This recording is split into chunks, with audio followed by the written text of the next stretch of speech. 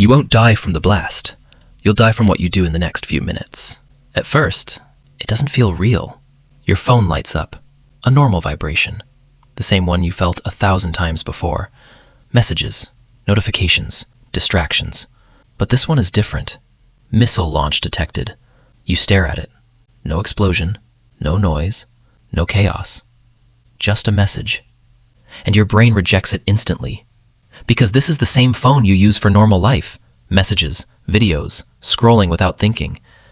So how could it suddenly be telling you that everything is about to end?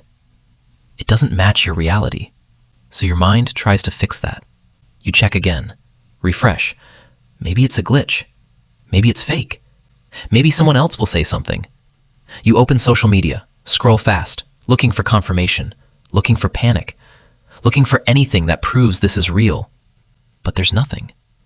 No breaking alerts, no screaming headlines, just normal posts, normal people, living normal lives. And that's enough to make you doubt it. No panic yet. No sirens, no flashes in the sky, no visible danger. Everything around you looks exactly the same, which makes the message feel wrong, impossible. So you hesitate, just for a moment, then another, and another. Because acting now would mean accepting it. Accepting that this isn't a mistake, that this isn't a drill, that your normal life just ended without warning. And your brain will fight that as long as it can. So instead of moving, you wait. You check again. You look for one more piece of proof, one more sign, one more reason not to act. And that hesitation is where people lose. Because while you're trying to verify, time is already moving. 9 minutes left. You stand up, but without direction. You pace. You think, what if it's wrong? What if I overreact? Your brain is searching for comfort, not truth. Because accepting this means accepting that your normal life just ended.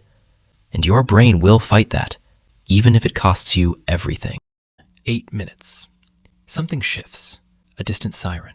Car doors slamming. Voices outside, louder than normal. The world is starting to react, but still not fast enough. And this is where the second mistake happens. People start doing something, but not the right thing. They grab random items. They call people who won't answer. They try to take everything, instead of doing the one thing that matters most, getting protected. 7 minutes. You finally move, but now you're rushed. Your thoughts are scattered. You open drawers, grab things you don't need, water, clothes, chargers, but you're missing something critical. You're still thinking about comfort instead of survival.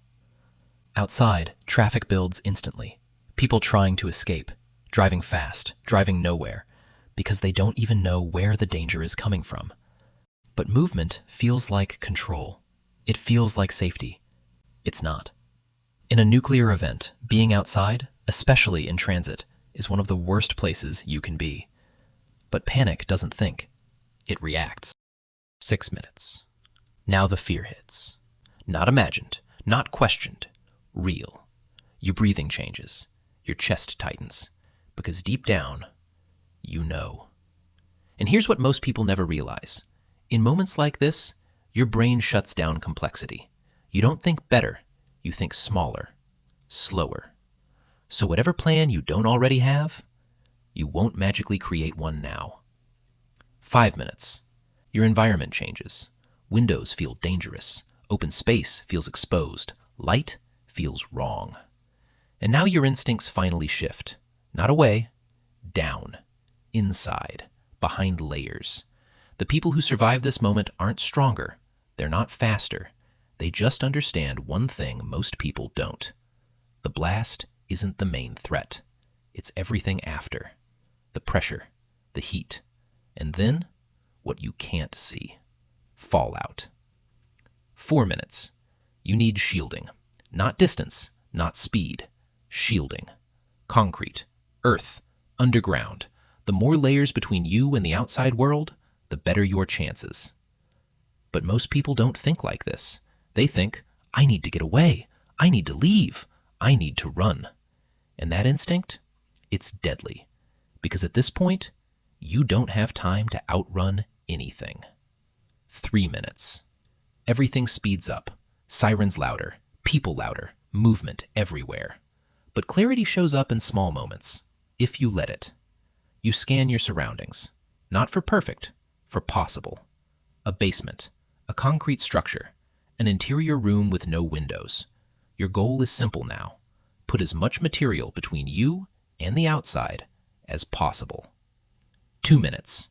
Now you move with purpose, no hesitation, no second guessing, because now you understand something most people realize too late. You were never preparing for comfort. You were preparing for this moment. 1 minute. This is it.